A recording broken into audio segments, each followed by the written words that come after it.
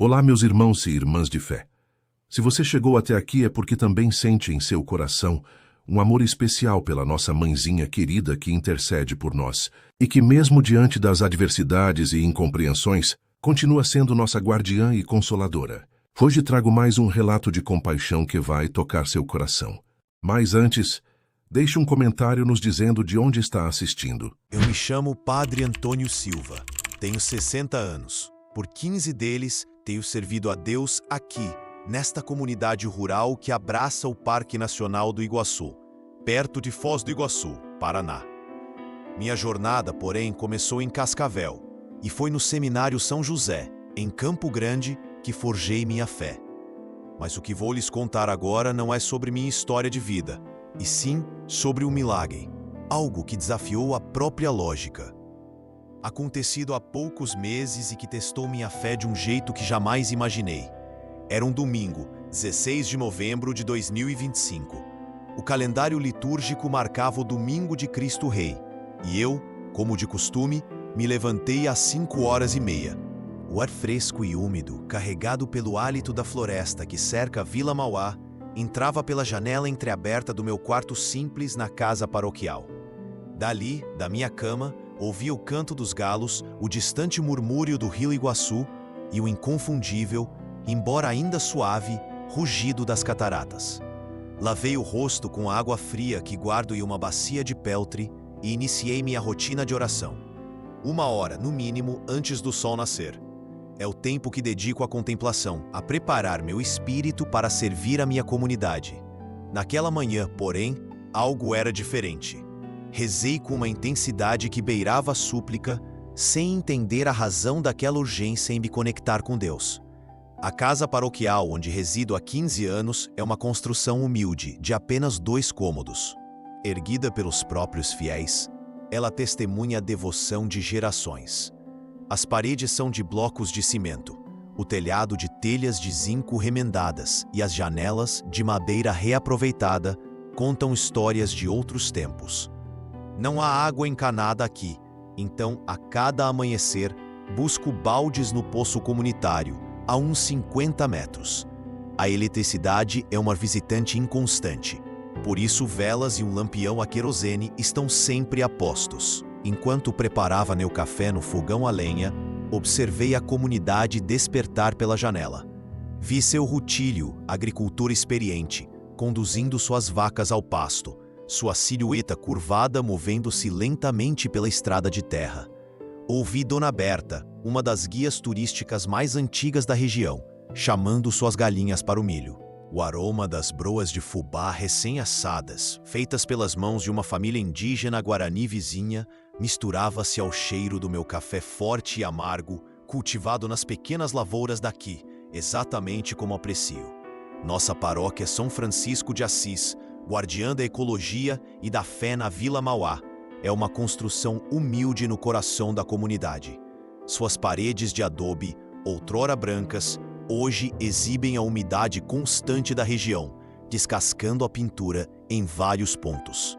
O telhado de telhas vermelhas, remendado com chapas de zinco onde as goteiras se tornaram insuportáveis, é um testemunho da nossa resiliência.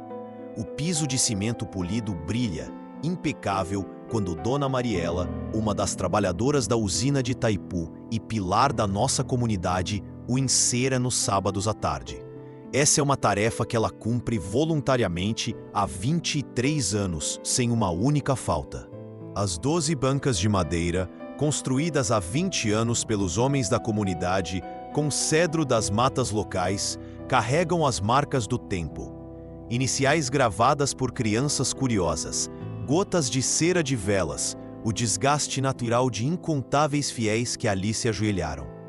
O altar, simples, mas de uma beleza tocante, foi esculpido por seu Pascoal Gutierrez, um ribeirinho que nos deixou há 7 anos, mas cujo legado permanece como um símbolo de sua devoção. A imagem da Nossa Senhora Aparecida, padroeira do Brasil, que preside o altar, foi trazida pelo meu antecessor, Padre Dionísio, em 1976. Seus contornos e cores, desbotados pelo tempo, são para nós mais preciosos do que qualquer obra-prima em uma grande catedral europeia. É a união do divino com o nosso lar. Naquela manhã específica, uma sensação estranha apertava meu peito. Não era medo, não exatamente. Era uma inquietação profunda, como se meu corpo soubesse de algo que minha mente ainda não conseguia decifrar. Era o presságio de um destino iminente. Enquanto tomava meu café com o pão simples que restara do dia anterior, tentei afastar aquele sentimento. Culpei a previsão do tempo. No meu pequeno rádio a pilha na cozinha, ouvi que fortes chuvas eram esperadas para a tarde. O céu, de fato, estava carregado de nuvens cinzentas e escuras, que se amontoavam sobre a Serra do Mar, ao norte, como um exército sombrio preparando-se para a batalha. Às 8h15, comecei minha curta caminhada em direção à igreja. Adoro chegar cedo. É um privilégio abrir as portas, ventilar o espaço e preparar tudo com a calma que a alma pede. Naquele 16 de novembro de 2025, domingo de Cristo Rei, a estrada de terra que serpenteava até a paróquia de Nossa Senhora de Guadalupe, na Vila Mauá, ainda ostentava poças cristalinas da chuva da noite. O ar fresco da manhã, vindo do Parque Nacional do Iguaçu, trazia um cheiro de terra molhada e vida selvagem. Cumprimentei algumas almas madrugadoras que já se dirigiam à missa. A família Ribeiro, completa com seus 6 filhos, seguia em fila indiana. Os passos ritmados. Seu Emiliano, um ribeirinho respeitado, vinha no lombo de seu burro, as pernas já cansadas para a longa caminhada desde o sítio.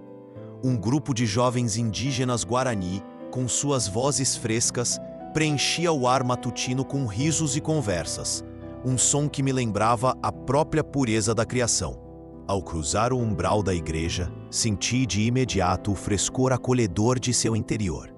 As paredes robustas, construídas com a sabedoria da comunidade, mantêm o ambiente ameno, mesmo nos dias mais quentes do verão paranaense. Acendi as 6 velas do altar, 3 de cada lado. A luz amarelada dançava, projetando sombras suaves que alongavam as imagens sacras. Abri as janelas, convidando a brisa a entrar. De uma delas, pude avistar a densa vegetação do Parque Nacional do Iguaçu. O verde profundo se perdendo no horizonte. Ao longe, como um sussurro constante, ouvia-se o rugido das quedas, uma melodia ancestral do rio Iguaçu. Água grande, em tupi-guarani, que parecia abençoar a pequena comunidade. Às 9h15, comecei a me preparar para a missa. Na pequena sacristia, logo atrás do altar, vesti a casula branca que uso nas celebrações dominicais ordinárias. É uma peça antiga, remendada e recosturada inúmeras vezes por Dona Ângela, uma mulher com um dom especial para fazer as coisas durarem muito além de sua expectativa. Revisei as leituras do dia no lecionário, marcando os trechos com pequenos pedaços de papel. Em seguida, organizei os elementos essenciais para a Eucaristia. O cálice de prata, sem dúvida, o objeto mais valioso que possuímos. As hóstias, assadas com devoção por Dona Lídia toda sexta-feira. E o vinho, uma doação generosa de uma família de produtores do oeste paranaense. Enquanto me preparava, o burburinho dos fiéis se tornava mais audível. Suas vozes, um murmúrio constante, preenchiam o pequeno átrio da igreja. Eu reconhecia cada uma delas sem precisar vê-los. Dona Carmen, com seus 3 netos, sempre pontual, chegando exatos 15 minutos antes. Seu Nefrento, com aquela tosse crônica que o acompanha desde os tempos em que trabalhava nas obras da região, há mais de 40 anos. A família Baltodano completa. 8 pessoas, incluindo a avó de 92 anos, que insiste em vir a cada missa, apesar das dores nas suas pernas artríticas. Saí da sacristia exatamente às 9h30. A pontualidade é um legado da minha mãe, que costumava dizer que chegar atrasado à casa de Deus era uma forma de desrespeito. A igreja estava cheia, algo notável para uma época em que muitos se dividiam entre a alta temporada de turismo e as demandas da lavoura. Calculei umas 80 pessoas, sentadas nos bancos, e mais 15 ou 20 em pé, ao fundo e nas laterais. Crianças, em suas últimas fileiras, brincavam discretamente, enquanto suas mães tentavam mantê-las quietas com olhares severos e sussurros urgentes. A congregação se pôs de pé assim que apareci. Meu olhar percorreu todos aqueles rostos familiares, rostos que vi envelhecer ao longo das últimas décadas. Vi bebês que batizei, agora adultos com seus próprios filhos. Casais que uni em matrimônio, celebrando bodas de prata. Vi anciãos a quem administrei a extrema unção múltiplas vezes, apenas para vê-los se recuperarem e retornarem à missa no domingo seguinte, com um sorriso maroto nos lábios. Comecei a missa com o sinal da cruz, traçando a bênção sobre meu corpo, enquanto pronunciava as palavras que já disse milhares de vezes. Minha voz ressoava nas paredes robustas da igreja, com aquela acústica peculiar que amplificava o som de forma natural, dispensando microfones ou alto-falantes. Contudo, durante a primeira leitura, retirada do livro de Isaías, notei algo fora do comum. Vários homens, que raramente frequentavam a missa, estavam presentes. Ismael Córdoba, por exemplo, que só aparecia na igreja no Natal e na Semana Santa, estava sentado ao lado de sua esposa Rosa, na terceira fileira. Suas mãos calejadas de trabalhador rural repousavam sobre os joelhos, mas seu olhar estava fixo no altar com uma intensidade que nunca vi nele.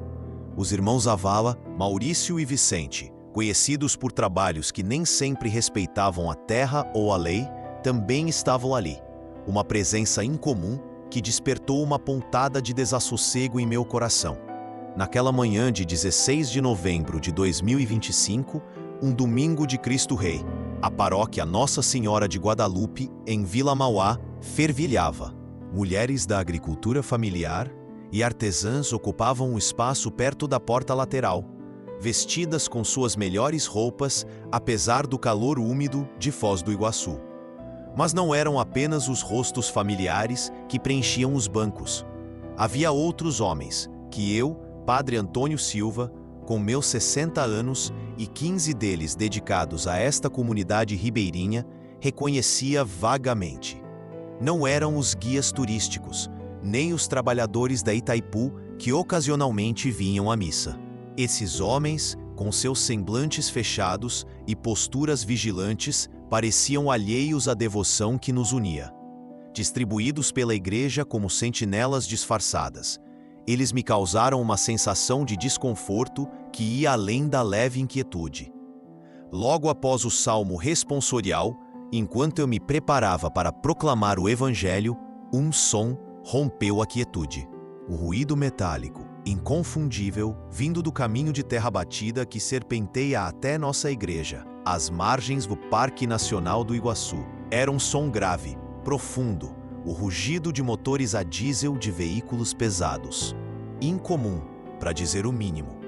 Nossos fiéis, muitos deles indígenas Guarani e Kaiowá, ribeirinhos e agricultores, geralmente chegavam a pé, em canoas ou, os mais abastados, em suas motocicletas e bicicletas já estacionadas lá fora. Prossegui com a leitura, mas meus olhos captavam os movimentos. Vários homens na congregação, especialmente aqueles de semblante duro, viraram as cabeças discretamente para as janelas.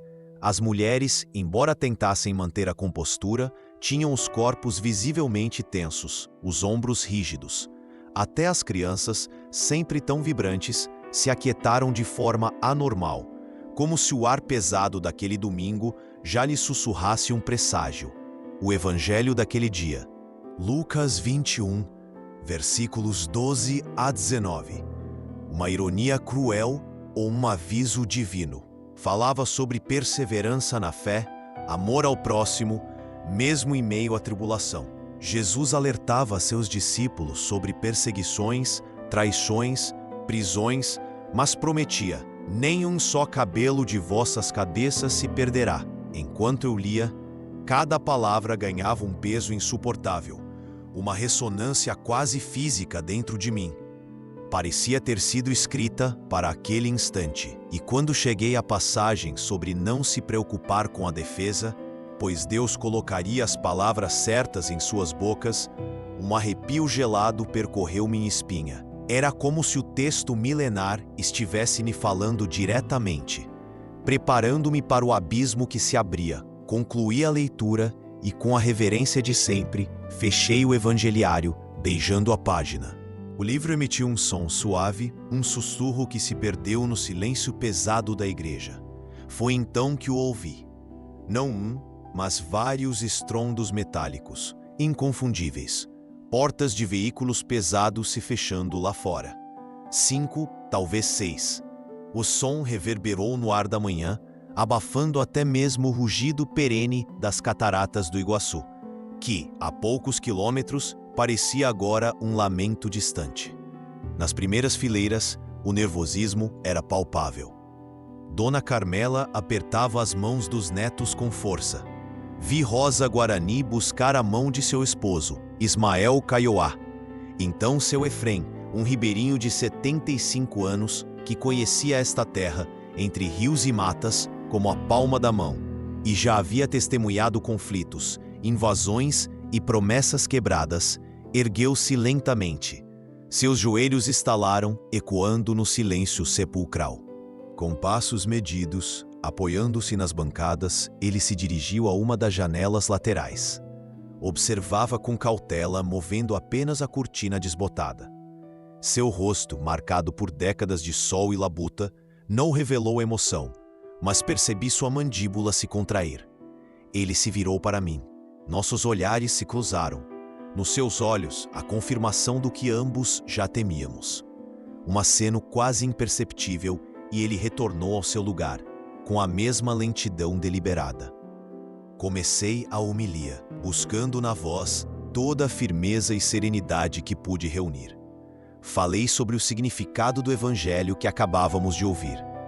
Disse aos meus fiéis que a verdadeira fé não se forja nos momentos de bonança e conforto, mas nos instantes de incerteza, de dor, de desafio. Naqueles momentos em que o mundo parece desabar e o rio Iguaçu, nossa água grande e sagrada, parece pronto para engolir tudo o que conhecemos. É fácil, sim, ter fé quando a vida flui em águas calmas, quando as colheitas prosperam, a saúde é plena e a família um porto seguro. Mas a verdadeira essência da fé, meus irmãos, se revela nos vales sombrios, quando o caminho se torna íngreme e pedregoso, quando a escuridão parece engolir a luz. Ao longo dos anos, testemunhamos juntos os desafios que tentaram abalar nossa comunidade na Vila Mauá, aqui nas proximidades do majestoso Parque Nacional do Iguaçu. Lembre das cicatrizes deixadas pela exploração predatória, quando a ganância de alguns ameaçou a própria alma da nossa floresta e os rios que nos sustentam. Recordei as enchentes que em tempos passados levaram casas, mas nunca a nossa esperança, as doenças que testaram nossa resiliência. Mas acima de tudo, ressaltei a inabalável união que nos guiou. Nossa confiança na providência divina e o apoio mútuo foram os pilares que nos ergueram, superando cada obstáculo. Não somos apenas uma paróquia dedicada a São Francisco de Assis. Somos uma verdadeira família, forjada na fornalha da adversidade e cimentada pela fé que nos une. Seja entre agricultores, guias turísticos, trabalhadores da usina de Itaipu ou nossos irmãos Guarani e Caioá, guardiões desta terra. Foi naquele exato instante, em um domingo de novembro de 2025 e domingo de Cristo Rei, que as portas maciças da igreja, onde uma imagem serena de Nossa Senhora Aparecida nos abençoava, se escancararam. Não houve hesitação, nem um ranger lento. Abertas com um estrondo seco e violento, o som ecoou como um trovão dentro do espaço sagrado, sobrepondo-se até mesmo ao rugido distante das cataratas, que parecia silenciar por um momento. O impacto foi tão brutal que crianças pequenas irromperam em choro. As mães as apertaram contra o peito, murmurando preces e palavras de conforto. 6 vultos irromperam, homens que eu nunca havia visto. Não eram da Vila Mauá, nem das comunidades ribeirinhas ou indígenas vizinhas. Usavam roupas civis, calças escuras de trabalho, camisas de manga curta. Mas a postura, a movimentação coordenada quase militar enunciava a quem serviam. Talvez seguranças de mineradoras ou madeireiras ilegais, empresas que há tempos cobiçam nossas terras. 3 deles exibiam armas visíveis nos cintos, pistolas que batiam ritmicamente contra as coxas a cada passo, um presságio sombrio. O líder, um homem de uns 40 anos, parecia esculpido pelo sol impiedoso.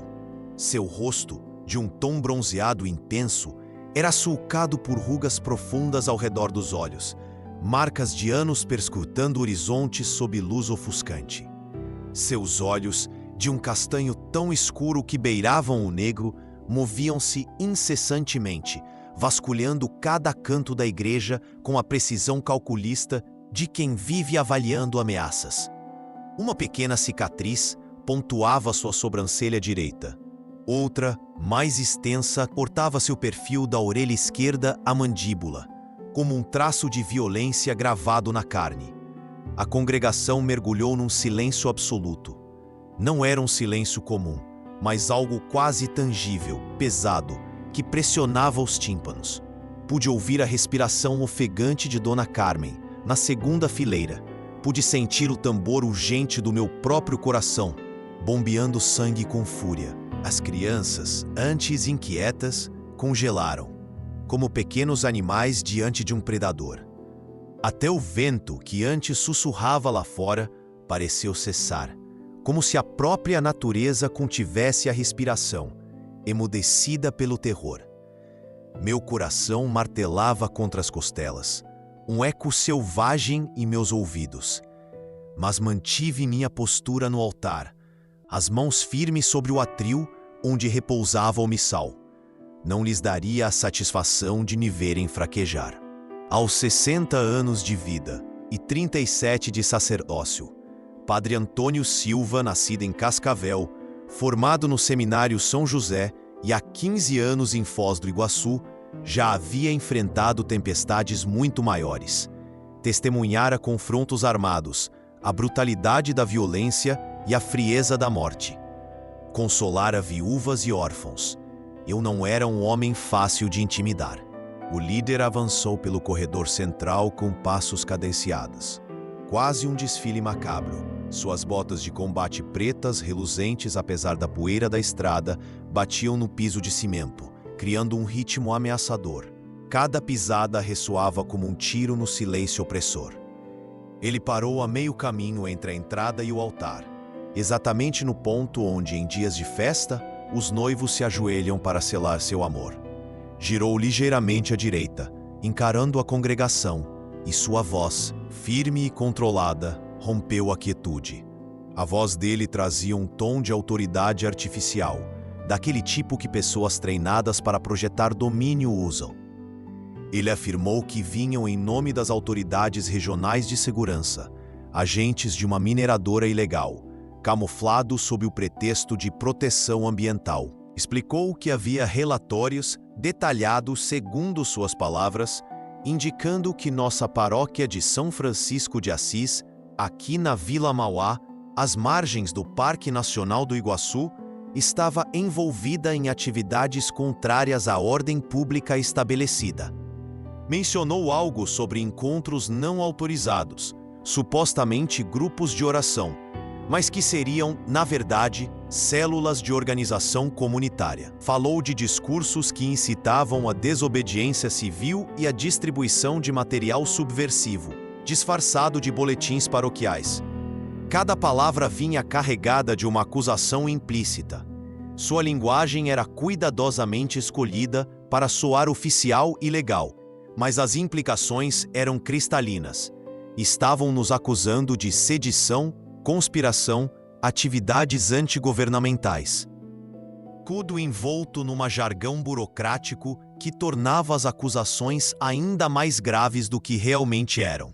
Eu sabia exatamente a que ele se referia, ainda que suas alegações fossem completamente falsas ou, no mínimo, grotescamente exageradas. Nas últimas semanas, havíamos organizado diversas reuniões comunitárias no salão paroquial. O propósito era simples e inteiramente legítimo: discutir problemas básicos que afligiam nossa comunidade, que inclui agricultores, guias turísticos, trabalhadores de Itaipu e nossos irmãos indígenas Guarani e Kaiowá, a falta de água potável em áreas mais afastadas da vila, onde famílias tinham que caminhar quilômetros todas as manhãs para encher seus baldes. A necessidade urgente de reparar a estrada que liga a nossa comunidade à Foz do Iguaçu, um caminho tão deteriorado que no período das chuvas, como agora em novembro de 2025, se tornava intransitável, isolando completamente a vila. Também havíamos discutido a situação de várias famílias que haviam perdido suas colheitas de feijão devido a uma praga de lagartas. Estávamos organizando um sistema de apoio mútuo, onde aqueles que tiveram melhores colheitas compartilhavam com os afetados. Era solidariedade básica, o tipo de ajuda mútua que as comunidades praticam há séculos. Nada disso era político no sentido que eles insinuavam. Não havíamos falado em derrubar governos ou iniciar revoluções. Não distribuíamos propaganda nem organizávamos protestos. Simplesmente tentávamos garantir que as necessidades básicas de nosso povo fossem atendidas. Mas aparentemente, nestes tempos, até mesmo falar de água potável e estradas transitáveis é considerado subversivo. Respondi com a maior calma que pude reunir. Minha voz saiu mais firme do que eu esperava. Disse a ele que éramos uma comunidade de fé, dedicada ao serviço de Deus e ao bem-estar mútuo de nossos irmãos e irmãs. Expliquei que nossas reuniões eram pastorais, focadas nas necessidades espirituais e materiais legítimas de nossos paroquianos. Organizar-nos para nos ajudar mutuamente não era um crime, mas um dever cristão fundamental. Não tínhamos nada a esconder, nada de que nos envergonhar. O homem sorriu quando terminei de falar, mas não era um sorriso gentil ou compreensivo. Era o sorriso de alguém que já ouvira as mesmas desculpas muitas vezes e não acreditava em uma única palavra. Era um sorriso frio, calculado, desenhado para intimidar mais do que para expressar alegria. Deu 2 passos em direção ao altar, invadindo o espaço sagrado que separava a congregação do presbitério, onde a imagem de Nossa Senhora Aparecida nos abençoava. Suas botas deixaram marcas de barro no cimento limpo. Dona Mariela havia encerado o dia anterior, e o piso brilhava. Agora estava sendo profanado pelas pegadas sujas daquele intruso. Era um detalhe pequeno, mas me incomodou profundamente. Não só estavam violando nossa paz, estavam literalmente sujando o nosso espaço sagrado. Ele então disse que precisava que eu os acompanhasse para esclarecer certos assuntos. Usou exatamente essas palavras. Seu tom pretendia ser cortês, quase amigável, como se estivesse me convidando para tomar um café e conversar sobre o tempo. A ameaça pairava, densa e inescapável. Sentia-a em cada sílaba que o líder dos invasores proferia, no olhar implacável que jamais deixava de escanear minha reação, na mão direita que repousava com uma casualidade fingida sobre o cinto, perto da arma. Estávamos na igreja de Nossa Senhora de Guadalupe, em Vila Mauá, uma comunidade ribeirinha às margens do rio Iguaçu, perto do Parque Nacional. O rugido distante das cataratas parecia ecoar a tensão crescente. De repente, vários homens da congregação se ergueram. Um movimento coletivo, quase instintivo de proteção. Não foi planejado. Foi a alma da comunidade falando. Ismael, um agricultor de 53 anos, foi o primeiro. Ele se levantou do banco com uma fluidez que desafiava sua idade. Suas mãos grandes e calejadas por décadas de trabalho na terra, cerradas em punhos firmes ao lado do corpo. Ismael não era homem de briga, mas covardia não morava nele. Os irmãos Guarani, Aruã e Jaci vieram do fundo, onde estavam perto da porta lateral. Aruã, o mais velho, com 41 anos, tinha o corpo talhado pela lida diária, carregando sacos de milho e ajudando nos mutirões da roça. Jaci, 3 anos mais novo, era mais esguio, mas igualmente forte. Em seus rostos via-se uma mistura de determinação e prudência. Eles sabiam que um confronto direto com aqueles homens armados, capangas de uma madeireira ilegal, eu sabia, seria um suicídio. Mas ficar parados, inertes, também não era uma opção.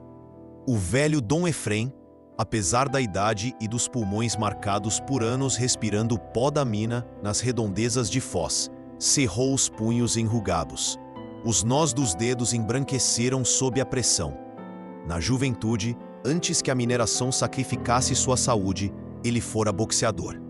Aquele instinto de luta, a recusa em se render sem resistência, ainda pulsava em suas veias. Outros homens se levantaram também.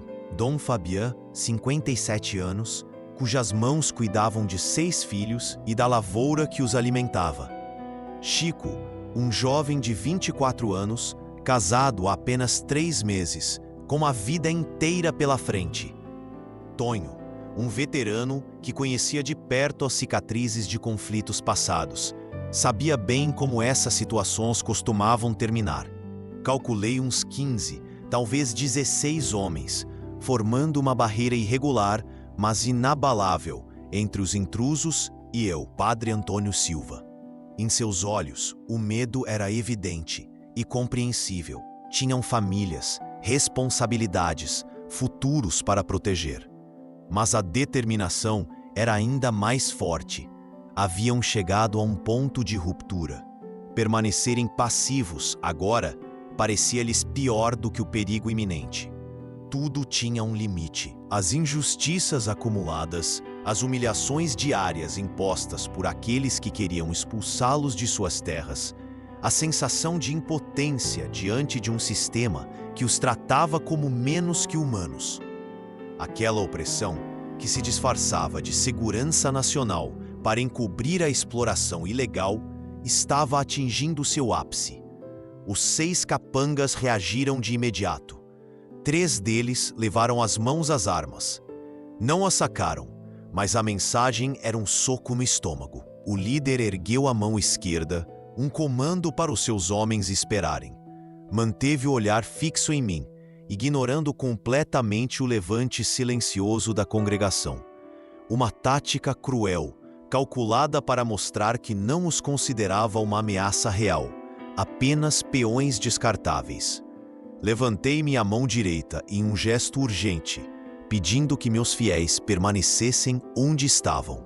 Fiz o movimento amplo, visível para todos na igreja de Nossa Senhora de Guadalupe. Minha palma estendida como um escudo invisível. Parem, esperem, não façam nada precipitado. Olhei diretamente nos olhos de Ismael e neguei suavemente com a cabeça. Foi um instante de comunicação muda, carregado de um significado pesado. Ismael compreendeu. Vi a frustração tensionar sua mandíbula, enrijecer seus ombros. Cada fibra de seu ser ansiava por agir, por proteger. Mas ele era também um homem sábio, consciente das consequências. Lentamente, com uma relutância palpável, ele voltou a se sentar. Rosa, sua esposa, segurou sua mão e apertou-a com força. Os irmãos Aruã e Jaci pararam seu avanço, mas não se sentaram. Ficaram de pé no corredor, braços cruzados sobre os peitos largos, encarando os invasores. Era o protesto silencioso deles, a afirmação de que não seriam completamente subjugados. Os outros homens seguiram o exemplo. Alguns se sentaram, outros permaneceram de pé, mas todos mantiveram suas posições, sem avançar mais. Respirei fundo, o cheiro de incenso e de terra molhada enchendo meus pulmões. Virei-me novamente para o homem que liderava o grupo, preparando-me para o que viria. Minha voz saiu clara, por mais que um nó apertasse minha garganta. Deixei bem claro que, se a intenção era falar comigo, eu estava pronto para ir com eles sem resistência. Não havia nada a esconder, e eu cooperaria plenamente com qualquer investigação legítima. Mas fiz um pedido, uma súplica com toda a dignidade que pude reunir. que permitissem à congregação terminar a missa em paz. Argumentei que aquelas pessoas, agricultores, guias turísticos, trabalhadores da usina de Itaipu e até mesmo famílias Guarani e Kaiowá de nossa comunidade na Vila Mauá, tinham vindo celebrar sua fé. Era um domingo, 16 de novembro de 2025, domingo de Cristo Rei, um dia sagrado de descanso e adoração. Eles mereciam completar seu ato de devoção sem mais interrupções. Poderiam me levar, fazer comigo o que quisessem, mas que respeitassem o espaço sagrado de nossa paróquia de São Francisco de Assis e permitissem que o povo terminasse sua conexão com Deus. O homem à frente, que eu sabia ser um dos agentes daquela mineradora ou madeireira ilegal que tanto assombrava nossa região, pareceu considerar meu apelo por um instante. Seus olhos se estreitaram ligeiramente enquanto avaliava a situação. Trocou olhares com seus companheiros. Um deles, um jovem de não mais de 25 anos, com uma cicatriz ainda avermelhada e inflamada na bochecha esquerda, sussurrou algo que não conseguiu ouvir. Inclinou a cabeça em direção ao seu líder e murmurou palavras que soaram como o sibilar de uma serpente. O líder assentiu, quase imperceptivelmente. Então, ele se virou para mim e falou com voz firme. Disse que permitiriam que a missa continuasse, mas com uma condição estrita. Deveria terminar em exatos 15 minutos, nem 16, nem 20. Precisos 15 minutos. E eu deveria acompanhá-los imediatamente depois, sem demoras, sem tentativas de fuga ou resistência. Ele olhou para o relógio de pulso com um gesto exagerado, marcando o início da contagem. Era um relógio grande, militar, com múltiplas funções. O vi ajustar algo, provavelmente ativando um cronômetro. A pressão do tempo era mais uma tática de intimidação, uma forma de me manter desequilibrado e ansioso. Aceitei os termos sem hesitar. Realmente, não tinha outra escolha. A alternativa era que a violência escalasse ali mesmo, na igreja, diante de todos. Mulheres, crianças, idosos, todos seriam testemunhas e possivelmente vítimas. Eu não podia permitir isso. Se minha cooperação pudesse evitar qualquer dano à minha comunidade de Foz do Iguaçu, eu cooperaria completamente. Pedi à congregação que se pusesse de pé para continuarmos com a liturgia. Minha voz soava mais firme do que eu me sentia por dentro. Era como se estivesse atuando, representando o papel do padre Antônio Silva sereno, enquanto por dentro um turbilhão de emoções me consumia. Comecei a oração dos fiéis, aquelas intercessões que recitamos a cada domingo, mas as intenções que normalmente recitamos tomaram um significado completamente novo naquele dia. Quando pedimos por aqueles que sofrem perseguição injusta, minha voz tremeu ligeiramente. O que viria a seguir para mim? Para eles? Quando oramos pela justiça e pela paz em nossa terra, senti que cada palavra pesava como chumbo em minha língua. Pensando na luta constante pela preservação do Parque Nacional do Iguaçu e das terras indígenas. Quando rogamos por aqueles que estão em perigo, soube que estava orando por mim mesmo, por um destino incerto que se desenhava nas proximidades da majestosa garganta do diabo. A congregação respondia com seus améns, mas eu podia ouvir a dor em suas vozes, a angústia contida. Durante a consagração, o momento mais sagrado da missa, enquanto elevava o pão e o vinho, minhas mãos tremiam visivelmente. Não era por medo do que pudesse acontecer-me fisicamente, mas pela responsabilidade avassaladora que sentia por essas pessoas que me haviam confiado sua guia espiritual durante tantos anos. Eu me perguntava o que lhes sucederia depois que me levassem. Quem celebraria as missas dominicais em nossa paróquia dedicada a Nossa Senhora Aparecida? Quem visitaria os enfermos em suas casas ribeirinhas? Quem batizaria os recém-nascidos? Quem consolará os moribundos? Vi mentalmente os rostos daqueles que dependiam de minha presença. Dona Petrona, de 86 anos, a idosa ribeirinha acamada, esperando minha visita semanal para receber a comunhão. O pequeno André, de 9 anos, filho de um trabalhador de Itaipu, preparando-se para sua primeira comunhão em 2 semanas. O jovem casal, guias turísticos na região das Cataratas, que haviam recebido aulas pré-matrimoniais e planejavam casar no próximo mês. Todas essas vidas entrelaçadas com a minha, todas essas responsabilidades que agora ficariam sem cumprimento. Cada passo em direção ao altar era um adeus disfarçado. Naquela manhã de 16 de novembro de 2025, um domingo de Cristo Rei, enquanto distribuía a comunhão na paróquia Nossa Senhora de Guadalupe, na comunidade de Vila Mauá, perto do Parque Nacional do Iguaçu, eu sentia que cada gesto me aproximava do meu próprio fim.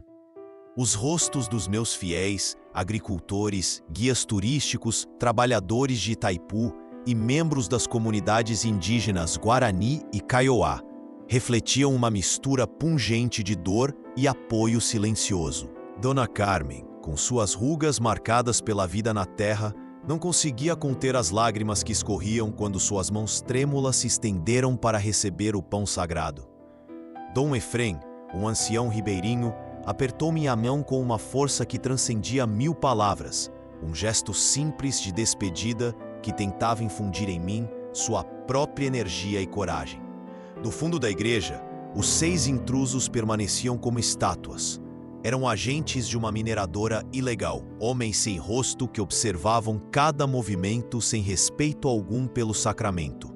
Não se ajoelhavam, não inclinavam a cabeça, apenas vigiavam com a paciência profissional de quem calcula o momento exato para agir. A imagem de Nossa Senhora Aparecida, padroeira do Brasil, parecia nos observar do altar, com uma serenidade que contrastava com a angústia em meu peito. Concluí a missa com a bênção final.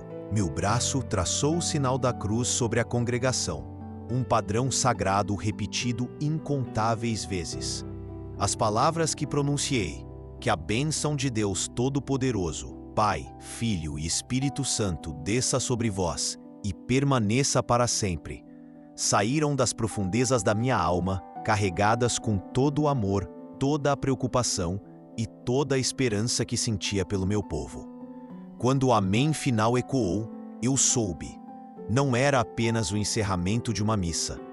Era potencialmente uma despedida. Os 6 homens se moveram em sincronia, aproximando-se do altar. O líder, com um gesto seco de cabeça, indicou que era hora de ir. Não havia urgência, apenas uma eficiência fria e calculada. Tirei a casula com movimentos deliberadamente lentos, dobrando-a com precisão, como se tivesse todo o tempo do mundo. Era uma pequena e silenciosa forma de resistência, de preservar minha dignidade em uma situação projetada para despojá-la. Caminhei pelo corredor central em direção à saída, o eco suave dos meus sapatos gastos no cimento preenchendo o ar. A congregação permanecia sentada, absolutamente imóvel, com os olhos fixos em mim. Eu sentia o peso dos seus olhares, suas orações silenciosas subindo como incenso invisível. Ao chegar à porta principal, parei e me virei lentamente para vê-los uma última vez. Queria gravar aquela imagem para sempre, seus rostos cheios de fé, apesar do medo evidente. A comunidade unida em um momento de crise extrema. Vi mães abraçando seus filhos, anciãos com mãos entrelaçadas em prece, jovens com as mandíbulas cerradas, contendo uma raiva impotente. Eles eram meu rebanho, minha família espiritual, e eu os estava deixando sem saber se um dia voltaria. Lá fora, a manhã havia se transformado completamente. O céu, antes apenas nublado, agora estava escuro, como se a noite tivesse chegado cedo. 2 caminhonetes picape, sem identificação, com a pintura verde militar coberta pela poeira da estrada, esperavam no pequeno átrio da igreja. Seus motores ainda ligados produziam um grave sussurro. As janelas escuras impediam qualquer visibilidade do interior. O ar também mudara drasticamente. O vento, que era uma brisa suave, agora soprava com força, agitando as árvores da Mata Atlântica e levantando pequenas nuvens de poeira. As nuvens negras prometiam uma tempestade iminente. Aquele cheiro inconfundível de terra úmida misturado com ozônio, que prenuncia as grandes chuvas na região, permeava o ambiente. Eu sabia que o período de alta vazão das cataratas tornava o rio Iguaçu ainda mais poderoso. Uma força da natureza que podia ser tanto acolhedora quanto implacável. Fui indicado a subir na parte de trás de uma das caminhonetes. A caçamba estava coberta por uma lona verde amarrada com cordas, criando um túnel escuro e claustrofóbico. 2 dos homens subiram comigo, um sentando-se de cada lado, tão próximos que eu sentia o calor ameaçador de seus corpos. O destino, eu pressentia, era a imensidão caudalosa do rio Iguaçu, perto da lendária Garganta do Diabo, uma área proibida sob o pretexto de segurança nacional, mas que na verdade mascarava a perseguição religiosa dos agentes da mineradora ilegal. O rugido distante das quedas, que podia ser ouvido a quilômetros de distância, parecia um chamado. As águas grandes, como os Guarani chamam o Iguaçu, me aguardavam. Os outros 4 homens, rostos endurecidos de uma mineradora ilegal que cobiçava nossas terras sagradas, se dividiram entre os 2 veículos. Ouvi o clangor metálico das portas se fechando, um som seco e final. Em seguida o motor rugiu, abafando qualquer outra coisa, até mesmo o gemido de minha própria alma. Senti a vibração gélida do veículo atravessar o metal da plataforma.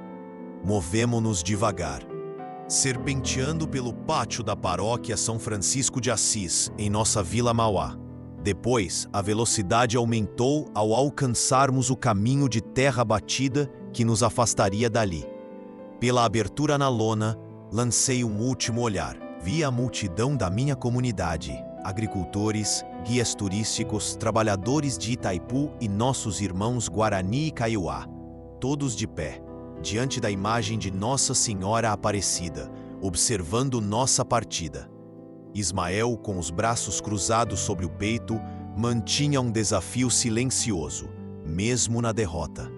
As mulheres se abraçavam, buscando conforto mútuo.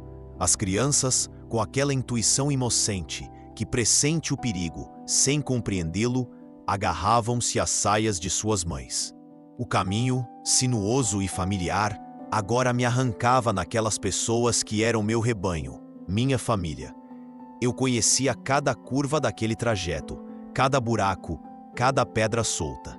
Era a mesma estrada que percorri incontáveis vezes em meus 15 anos aqui, saindo de Cascavel, rumo às fazendas mais distantes. Levei os sacramentos, confortei os doentes, batizei os recém-nascidos. Mas naquele 16 de novembro de 2025, domingo de Cristo Rei, o caminho que me levava não era de cura ou de fé. Era um percurso de ameaça, de silêncio denso e de um destino que pairava incerto sobre mim, Padre Antônio Silva, de 60 anos.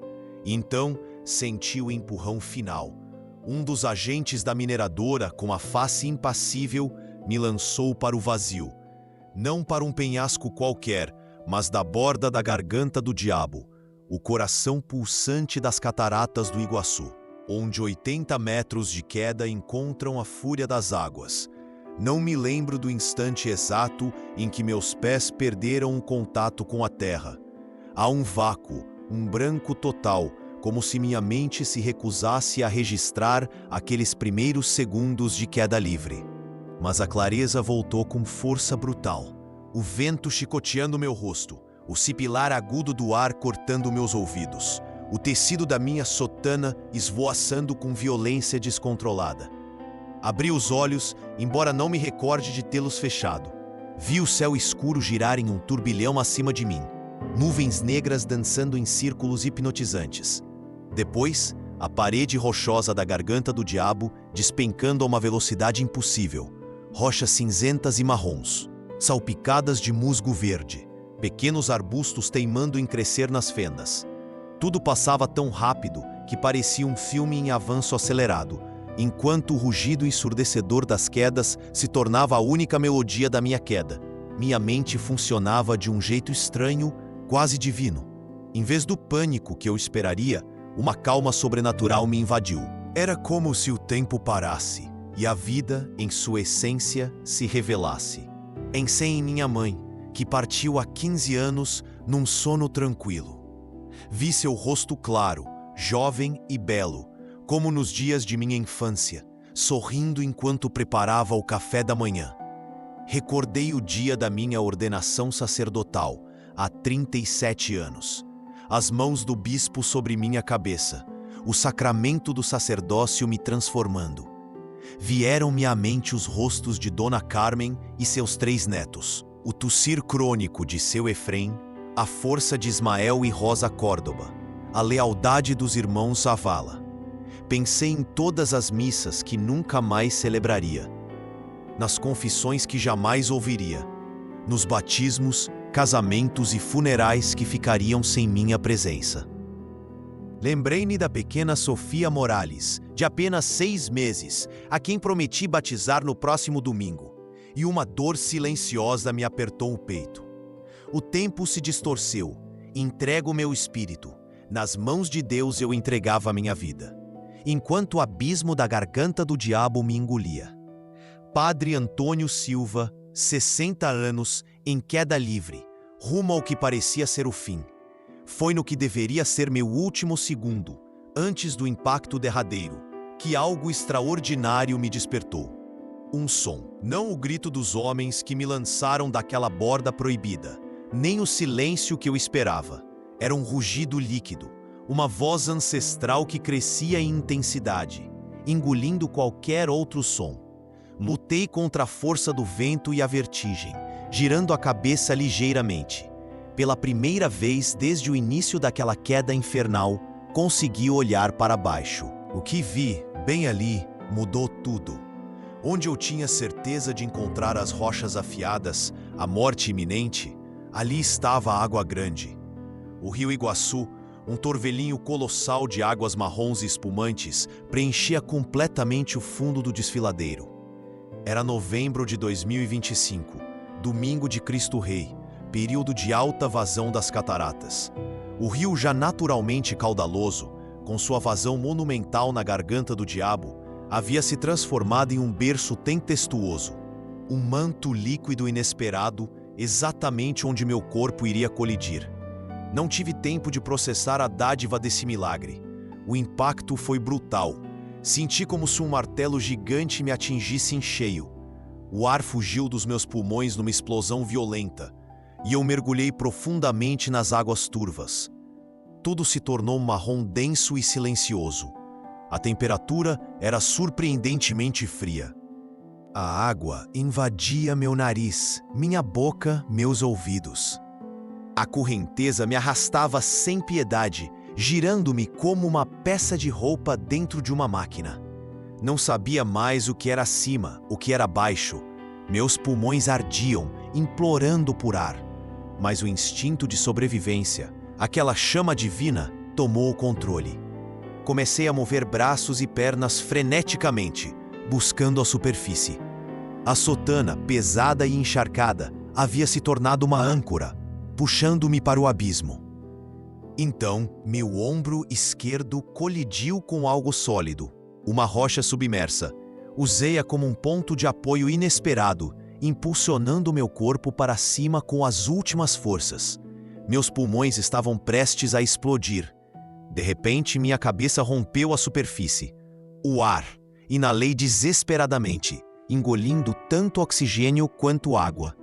Tossei violentamente enquanto a corrente me arrastava, me jogando para cima e para baixo. A velocidade era aterrorizante.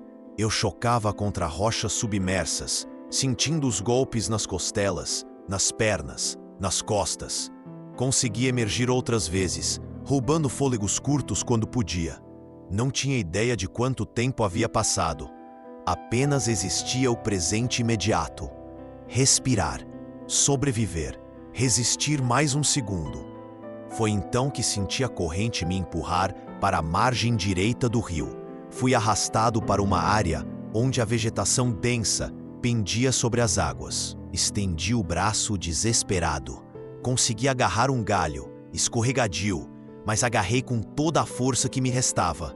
Usando-o como uma âncora, puxei meu corpo para fora do fluxo principal, para as águas mais calmas. Meus pés finalmente tocaram fundo lodoso. Com as últimas reservas de energia, arrastei-me para a margem, galho a galho. Cada movimento era uma agonia excruciante. Finalmente, joguei-me para fora da água e desabei sobre a terra úmida. Fiquei ali, imóvel, incapaz de me mover, respirando em ofegos irregulares. A bruma das cataratas me molhava, um batismo frio e constante. Eu sentia o barro sob mim, frio e macio. Podia saborear terra e sangue na boca, mas eu estava vivo, milagrosamente, impossivelmente vivo. Não sei quanto tempo permaneci ali, flutuando entre a vigília e o desmaio. Lentamente, comecei a fazer um inventário do meu corpo. Movi os dedos dos pés e das mãos. Eles responderam, embora com pontadas de dor. Dobrei os joelhos. Dor aguda, mas ainda havia movimento funcional. Tentei sentar e uma onda avassaladora de tontura me atingiu. Consegui finalmente sentar-me, apoiando-me contra um tronco caído. Eu estava coberto de lama da cabeça aos pés. Minha sotana, antes impecável, estava rasgada em vários lugares. Havia sangue em minhas mãos. Toquei a nuca e senti um inchaço grande. Minhas costelas doíam intensamente a cada respiração. Meu tornozelo direito estava inchado, o dobro do tamanho normal, mas eu estava vivo. Vivo! Contra toda a lógica, contra cada probabilidade. Eu, Padre Antônio Silva, tinha sobrevivido a uma queda que deveria ter sido meu fim. Fui lançado da borda da Garganta do Diabo, em Foz do Iguaçu, uma queda de 80 metros nas águas revoltas do rio Iguaçu. A presença da água, a força caudalosa do Iguaçu, que em Tupi-Guarani significa água grande, não podia ser mera coincidência. Era como se o próprio rio, uma entidade sagrada para os Guarani e Kaiowá, que habitam estas terras, tivesse me recebido em um batismo forçado, uma proteção divina. Naquele 16 de novembro de 2025, domingo de Cristo Rei, levantei o rosto para o céu escuro, deixando a chuva, ou talvez as próprias lágrimas da natureza, baterem em meu rosto. Do fundo da alma, sussurrei palavras de uma gratidão que queimava. O rugido ensurdecedor das quedas, que ecoa por quilômetros, pareceu emudecer por um instante, silenciando o caos, como se o próprio tempo tivesse parado para testemunhar aquele milagre divino. Mas sabia que não podia ficar ali. A sobrevivência era um dom, e eu precisava honrá-lo buscando refúgio. Procurei uma galhada, um galho forte. Minha aparição seria a prova viva de que a brutalidade nunca silencia a fé. Registraríamos cada detalhe e compartilharíamos com organizações de direitos humanos, buscando proteção na visibilidade, não no silêncio. No domingo de Cristo Rei, 16 de novembro de 2025, quando os sinos da paróquia de São Francisco de Assis, em Vila Mauá, chamaram para a missa, a igreja transbordava. Havia mais de 200 almas, entre agricultores, guias turísticos, trabalhadores de Itaipu e nossos irmãos Guarani e Kaiowá, que se uniam em uma só prece. Quando emergi no altar, o burburinho se transformou em um silêncio atordoado, cortado por um choro coletivo e gritos de alegria. Minha batina ainda trazia folhas de araucária e a umidade das cataratas, e as marcas da queda eram visíveis, mas celebrei a missa com uma voz que se recusava a tremer. Na minha homilia, revelei tudo. Não poupei detalhes. Descrevi o abismo da Garganta do Diabo, o rugido ensurdecedor das quedas que se calou no instante da minha queda. O rio Iguaçu, água grande em Tupi-Guarani, que me acolheu como um batismo, meu retorno improvável. Expliquei que a verdadeira fé não é a ausência de medo, mas a coragem de seguir adiante, apesar dele. Que servir a Deus significa defender a justiça, mesmo em face do perigo, e que nossa comunidade, forjada na resiliência da terra, e na espiritualidade ancestral, jamais se curvaria à intimidação das mineradoras e madeireiras ilegais. As semanas seguintes foram um turbilhão. Minha história ecoou muito além de Vila Mauá e Foz do Iguaçu. Jornalistas de todo o país e do exterior desembarcaram, sedentos por entrevistas. Organizações internacionais de direitos humanos documentaram meu caso, e a pressão pública se tornou um clamor ensurdecedor. As autoridades, antes cúmplices, viram-se obrigadas a abrir uma investigação sobre a tentativa de assassinato. Os homens que me empurraram da borda da garganta do diabo nunca foram capturados. Desapareceram, provavelmente realocados ou jamais identificados oficialmente. Contudo, a investigação desvendou uma teia mais ampla de intimidação contra líderes comunitários e religiosos na região. Vários oficiais de médio escalão foram afastados. Não foi a justiça plena que esperávamos, mas foi um começo.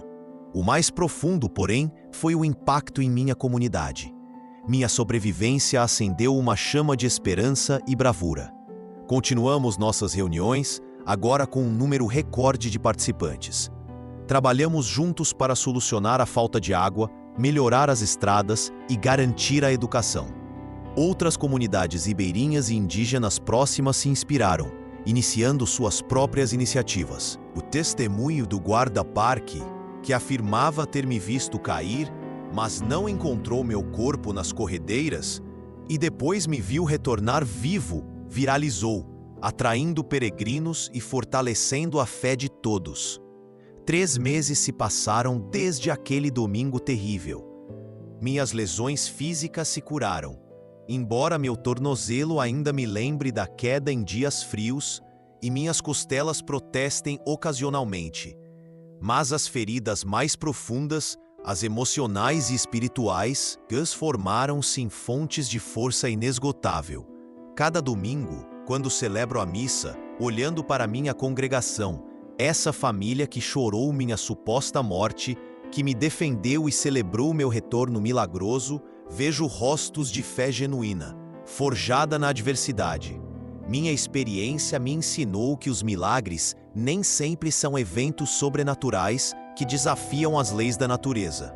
Às vezes, será a convergência perfeita de circunstâncias naturais no momento exato em que são necessárias. A correnteza do rio Iguaçu, que me arrastou em vez de me esmagar, não violou nenhuma lei física. Era a força da natureza em seu estado mais puro. Mas o momento, a precisão, a forma como tudo se alinhou para salvar minha vida, isso é o que o torna milagroso. Minha fé não é mais a fé teórica de quem apenas estudou textos sagrados. É a fé vivida de quem encarou a morte e viu a mão de Deus se mover de formas inesperadas. É mais forte, mais profunda, mais real do que nunca. Ainda enfrento desafios. Ainda há aqueles que prefeririam meu silêncio. As ameaças ocasionais persistem. Mas agora, Padre Antônio Silva, nascido em Cascavel e vindo de Campo Grande para Foz do Iguaçu há 15 anos, carrego uma certeza que antes não tinha. Estou exatamente onde devo estar, fazendo exatamente o que devo fazer. E essa certeza me confere uma coragem que nenhuma ameaça pode quebrar. Cada manhã, quando acordo em meu modesto quarto na casa paroquial, ao som dos pássaros do Parque Nacional e do distante rugido das cataratas, eu sei que Deus está aqui, entre o canto dos pássaros e o rugido imponente das cataratas do Iguaçu, sinto a gratidão por mais um dia de vida. Mais um dia para servir, para testemunhar a graça de Deus manifesta nas vidas reais de pessoas que, como eu, enfrentam desafios concretos. Meu nome é Padre Antônio Silva. Tenho 60 anos e, para muitos, sou o homem que desafiou o impossível. Nascido em Cascavel, formado no Seminário São José, em Campo Grande, cheguei a Foz do Iguaçu há 15 anos para ser o pastor da paróquia São Francisco de Assis, em uma comunidade rural entre a Vila Mauá e a Vila Yolanda, bem nas proximidades do Parque Nacional. Minha história, contudo, vai muito além de uma simples sobrevivência física. É um hino à resiliência do espírito humano, um farol de esperança e fé em meio à escuridão mais densa. É a prova viva de que, mesmo quando somos arremessados das alturas mais perigosas, uma força maior nos sustenta. E essa força, descubro a cada dia, não resiste. Ela pulsa na fortaleza silenciosa de comunidades que se recusam a ceder, nos agricultores que lavram a terra, nos guias turísticos que contam as histórias do rio, nos trabalhadores de Itaipu e, de forma tão profunda, na sabedoria ancestral das famílias Guarani e Kaiowá, que encontram no rio Iguaçu e em toda a natureza um elo sagrado com o divino. Foi em um domingo de novembro de 2025, no dia solene de Cristo Rei, que o destino se revelou. A missa havia terminado na nossa igreja, sob o olhar sereno de Nossa Senhora Aparecida, quando homens, ligados a interesses de mineradoras e madeireiras ilegais, me abordaram. Eles alegavam segurança nacional e proteção ambiental enquanto me arrastavam, sob a mira de armas, para uma área proibida do Parque Nacional, justamente onde a garganta do diabo se impõe. O rugido das quedas, que normalmente ecoa por quilômetros, de repente pareceu silenciar num instante de pavor e estranha serenidade. Fui lançado, 80 metros de queda livre, direto para o coração da maior das cataratas. O rio Iguaçu, água grande em Tupi-Guarani, me recebeu em sua torrente caudalosa. Não era um leito seco, mas a corrente poderosa que, de forma inexplicável, amorteceu o impacto.